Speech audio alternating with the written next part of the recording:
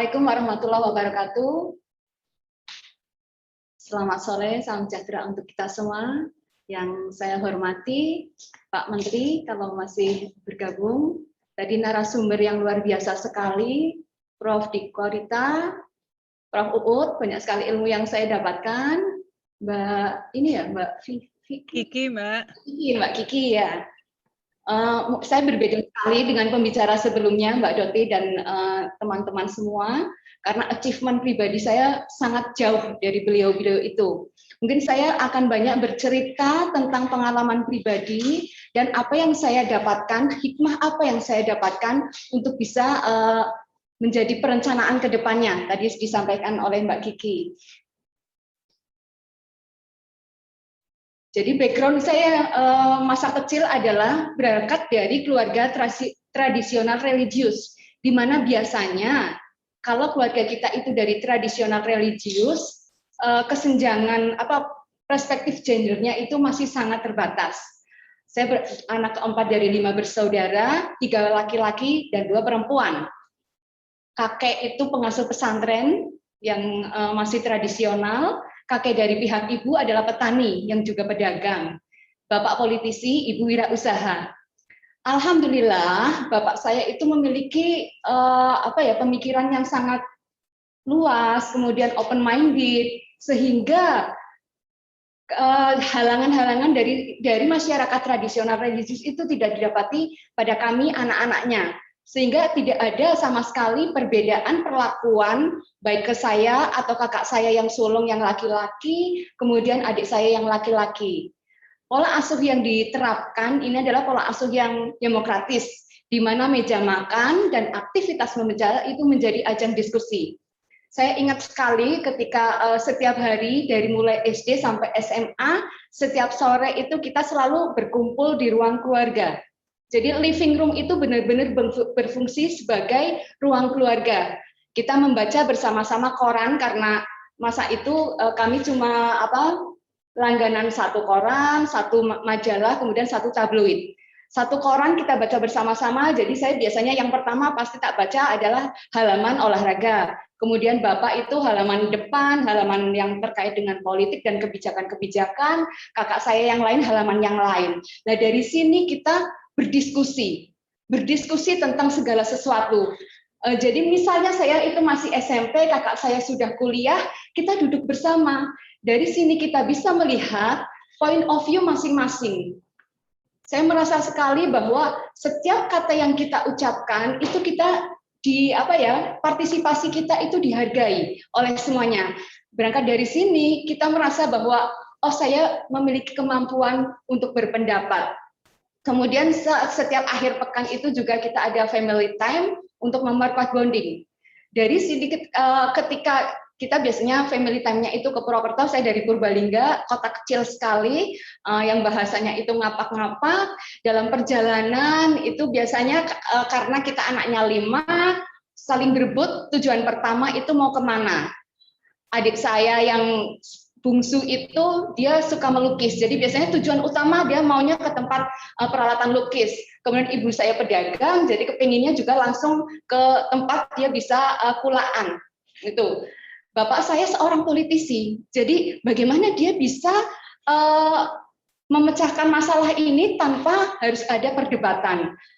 Langkah yang pertama dilakukan adalah membelok ke warung. Jadi kita makan, ternyata ini. Sekarang ini kan kita tahu sekali negosiasi yang paling efektif itu adalah ketika kita berada di tempat makan. Ini saya benar-benar mendapatkan pelajaran dari bapak saya seperti itu. Jadi setelah makan semuanya itu enak sekali. Yaudah kemana aja deh. Jadi ternyata dalam berdiskusi, bernegosiasi itu jangan dilakukan ketika kondisi kita emosi maupun dalam kondisi kita perutnya lapar.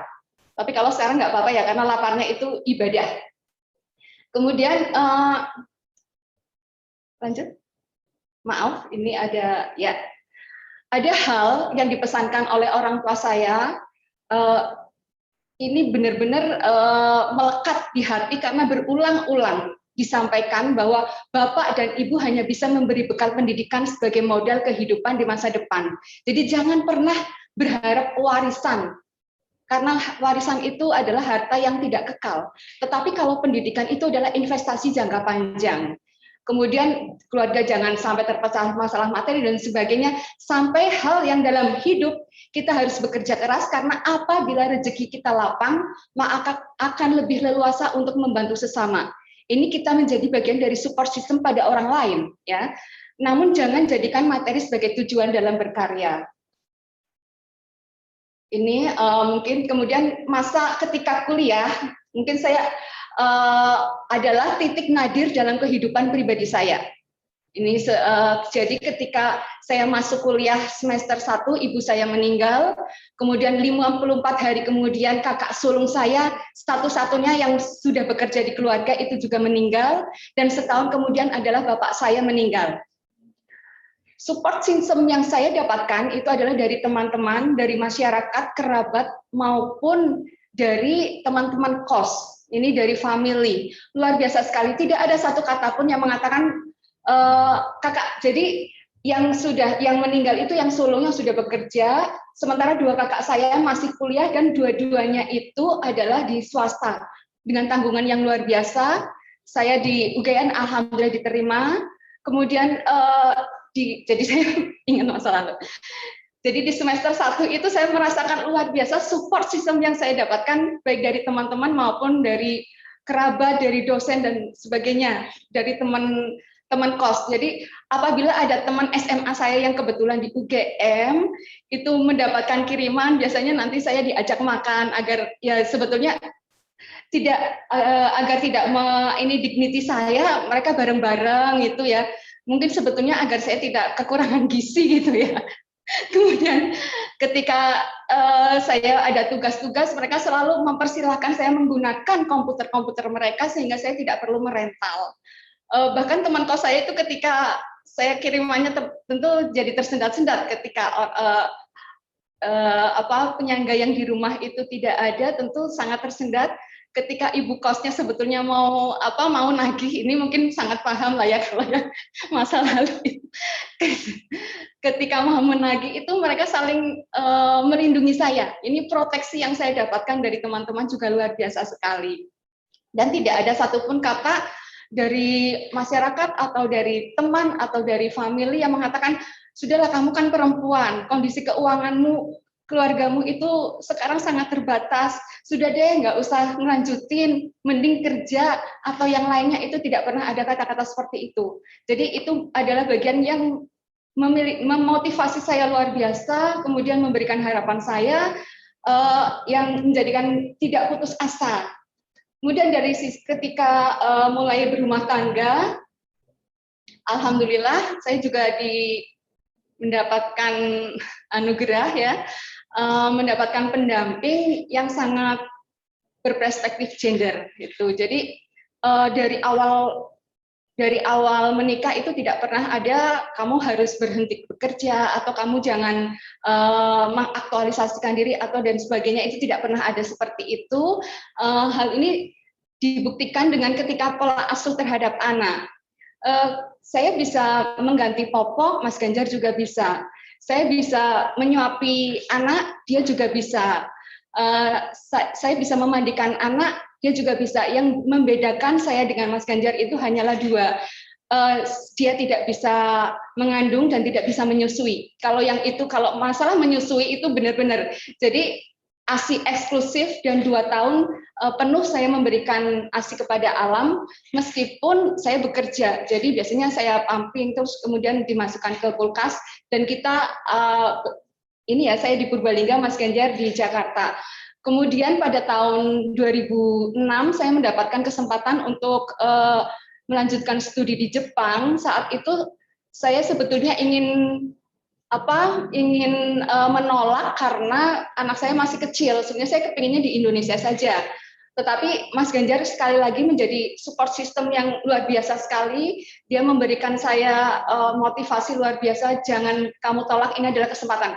Kesempatan tidak datang 2 kali. Kalau kita biaya sendiri, uang dari mana? Seperti itu ya. Kemudian ini pengalaman yang luar biasa. Saya siap menjadi single parent. Jadi 2,5 tahun Mas Ganjar menjadi single parent, mengurusi anak sendiri, antar jemput anak, kemudian ketika parenting di sekolahan itu juga paling ada 1 atau 2 bapak-bapak yang hadir. Biasanya akhirnya ditaruhnya itu di posisi paling depan karena untuk menjadi ini loh, ada bapak-bapak yang datang biasanya ditaruhnya di depan. Itu kemudian dari sisi keluarga Mas Ganjar sendiri itu juga sangat support. Alhamdulillah kalau seluruh saudara ipar saya itu baik laki-laki maupun perempuannya itu semuanya bekerja. Jadi malah justru saya tuh dikasih pesan kita menjadi perempuan itu harus mandiri. Dengan mandiri kita jadi confidence, kita juga bisa lebih bermanfaat untuk masyarakat sekitar. Ini kemudian terkait dengan ini sudah saya sampaikan tadi, ketika Mas Ganjar menjadi gubernur di tahun 2013, akhirnya saya memutuskan untuk cuti di luar tanggungan negara. Saya merasa inilah saatnya saya untuk mengabdikan diri bagi masyarakat maupun sebagai istri. Karena saya sudah diberi kesempatan luar biasa sekali untuk mengaktualisasikan diri sendiri. Dan ini saya ketika ada yang mengatakan apakah tidak merasa menjadi terdomestikasi atau menjadi subordinat. Saya tidak pernah merasakan seperti itu. Karena kontrol dari pemegang keputusan adalah saya. Mas Ganjar tidak pernah menyuruh. Bahkan pernah saya mendengar dari seseorang yang kebetulan dekat itu mengatakan, saya sebetulnya kasihan sama istri. Karena dengan karir saya, akhirnya dia mengorbankan diri, dalam tanda kutip, mengorbankan karir pribadinya. Gitu. Tapi saya tidak pernah merasa saya mengorbankan diri. Tidak. Karena saya merasa saya sudah mendapatkan manfaat atau mendapatkan fasilitas luar biasa dari masyarakat, kemudian mendapatkan ketika masa-masa sulit saya dulu itu mendapatkan pertolongan yang luar biasa. Ini saatnya saya untuk berbagi dengan sesama. Jadi ketika menjadi istri pimpinan wilayah itu kan ada beberapa jabatan ex officio, Ketua Dekranasda, Ketua PKK, dan di PKK ini saya sangat merasakan itu. Sekarang menurut saya saatnya saya untuk menjadi bagian dari support system yang ada di masyarakat.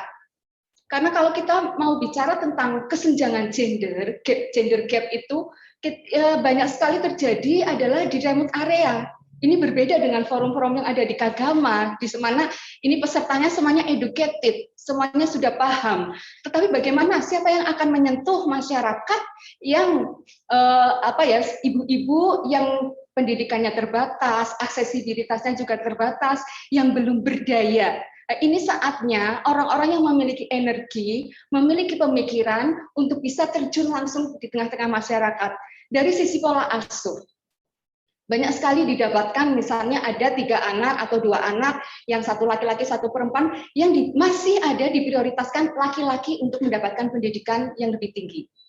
Kemudian dari sisi sumber ekonomi, meskipun tadi disampaikan perempuan itu mungkin antara 80 sampai 60% tenaga kerja itu adalah dari sektor perempuan. Tetapi sebenarnya penikmatnya itu sangat jomplang karena mayoritas perempuan masih bekerja di sektor informal atau di sektor-sektor yang pelindungannya itu masih sangat terbatas. Dari sisi gizi, ketika ini ada data anemia di perempuan itu sangat tinggi, terutama di remaja. Padahal ini akan berpengaruh nanti terhadap terjadinya stunting pada anak apabila mereka itu melahirkan. Dari sisi kesehatan juga seperti itu, apalagi di masa pandemi ini.